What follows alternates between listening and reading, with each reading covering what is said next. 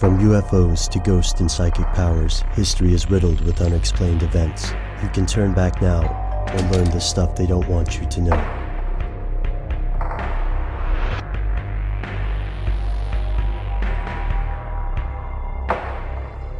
Here are the facts. When people have to make decisions, they act to the best of their ability based on the information available. But sometimes that information may be inaccurate, which doesn't stop it from spreading from one person to the next.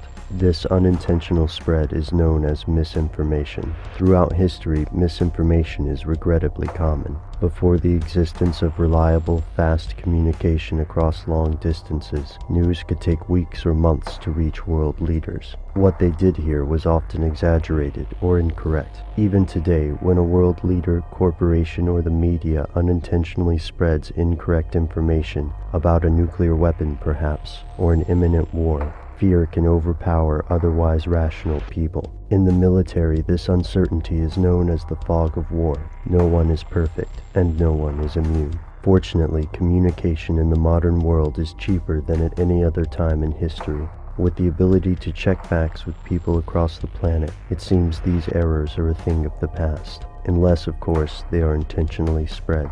Here's where it gets crazy. Think of misinformation as a bungle on the football field. Think of disinformation as a well-executed play. It could take the form of a forged letter, an extraordinarily lucky discovery, or an anonymous phone call. When it comes to information warfare, disinformation is one of the oldest techniques in the business.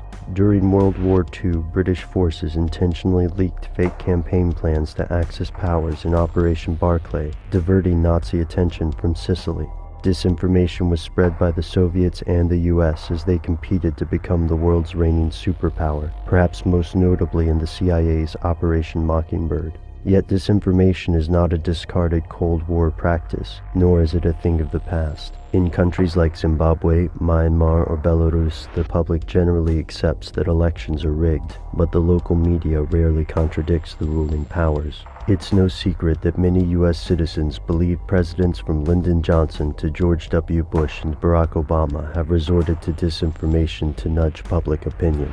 Some experts believe the public has become more disinformed than ever before. In a 1996 study on information warfare, the RAND Corporation found that opportunities for perception management, or affecting the way the public interprets information, have expanded rather than decreased. From the internet to Photoshop, the evolution of information technology has provided a wealth of new tools for those who would shape public perception. But here's the tricky part. How can we tell the truth from the propaganda? In the conspiracy world, this is a matter of hot debate.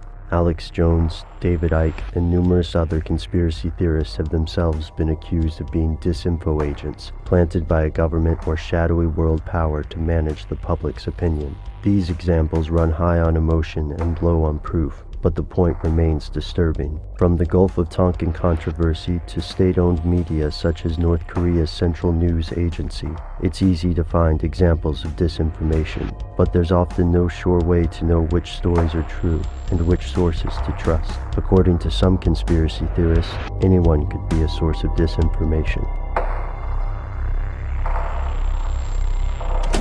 Even us.